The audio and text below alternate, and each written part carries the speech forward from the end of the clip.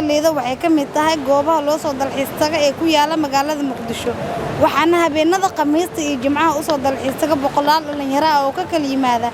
xaafadaha degmooyinka gobolka Banaadir waxaa ii suura gashay in goobtan aan kula kulmo dhalinyaro badan oo waqti ku qaadanaysa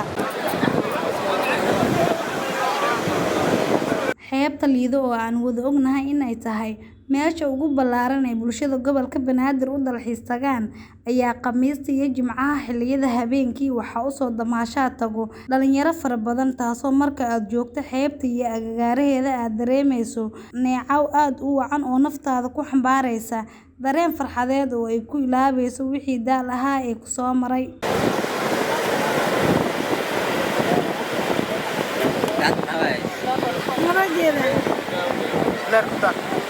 mar aan booqday xeebta Liido ayaa waxaa ii sawirmay jawi aad uga bedelan kan magaalada ka jira mowjadaha ishardinaya iftiinka xidigaha iyo biyaha isku dhaca dabaysha aan qabowga badan lahayn deganaanshahaas iyo dabeecadahaas qurxoon marka aad xeebta Liido waqti ku qaadato waxaad xasuusanaysaa in dalkeenu uu leeyahay meelaha ugu wanaagsan ee loo dalxiis tago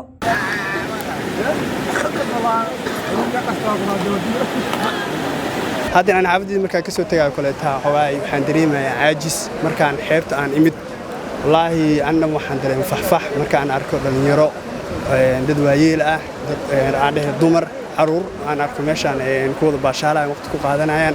waxaan dareemay wadankeena in uu leeyahay fursado badan oo dhanka dalxiiska ah dhanka madadaalada caruurta ee keeni karo haweenka dhaqaale xitaa laga sameyn karo wallaahi badan markii aan arkay ما شاء الله aad iyo aad u faraxsanahay waxaan u baaqayaa dadka Soomaaliyeed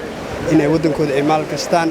dadka xaafadaha ku nool mar inay soo fiidiyaan xeebta Liido dad badan oo waxa jireen oo ka aaminsanay fikir qaldan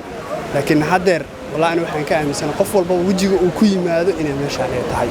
habeen kale waa ka qurux badan yahay yani waxa moodaa dhalinyarada iyo isdhexgalka bulshada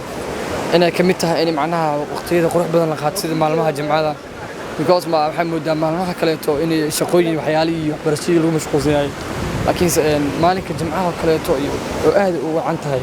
in dalxiis kale soo wada aado oo yani waqti la wada qaato wixii isbaran karay bulshada dhexdeeda aad u wacan tahay waxa kale macnaha meelaha habeenada qaar xitaa ayaan dhaxayso waxa jirtay xogaa shakiil iyo qaba jiray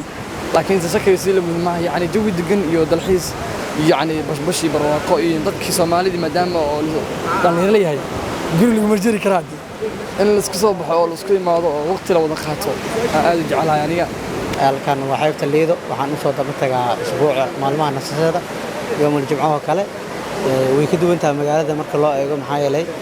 xeebtan Ilaahayna siiyay kheyraadka maandaysay dhulkan wanaagsan intaas ma u baahna hadii aan dhinaca kale ka hadlo shakhsiyadeedana waa hawada اسبوع عن شغله ku jiraan ku nasta niman bad lahayn baa garanaya badda waxay macno leedahay jawiga qabowga nabadda magaalada ka jirta ayay ku tusinaysaa intaan oo shacab iyo khalqi inay mataqaan ay xeebta xilligan oo habeen 3 saac habeenimo ay tahay dad 500 oo qof ka badan baa hadda ku lugeynaya xeebta dad baa hoteelada ku leersanayo marka waxay ku tusaysaa nabadda iyo mataqaan neecawda qabow in mataqaan lagu qaato maalmaha fasax ay dadka yihiin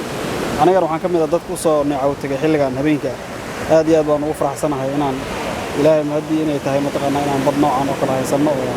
xilli habeen iyo maalin xilligan u baahanaba dabaal iyo neecaw inta baan u soo aadna waqti kasta ha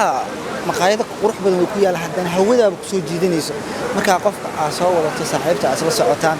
oo dhinacaada ay socoto dareen aan caadeyna hawada ku siinaysaaba xeebtii aad adigu ku bedelaysaba marka laakiin xagga fadhiiso qofka shakhsiga ah wadata ku bedelaysa laakiin markaan hawada ay wada bedelayso xeebta macaanteedii udgoonkeedii wadankaadi aad joogto waxyaalaha la isma siisan karo wees taasa ugu muhiimsan ba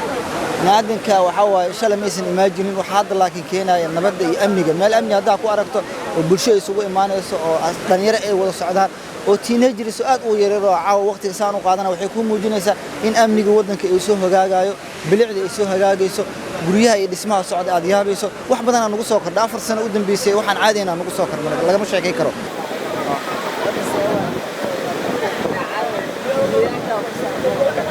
hadda saacadu waa 10 habeenimo Liido ayaa u muuqata mid camiran taasina waxay muujinaysaa in dalku uu nabad yahay Muna Cabdiraxmaan warbaahinta City magaalada Muqdisho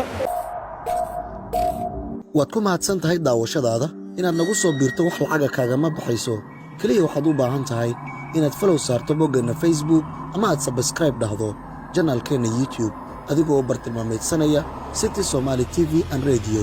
La jaanqaad warbaahinteena oo hel warar iyo barnaamijyo adiga ka hadlaya.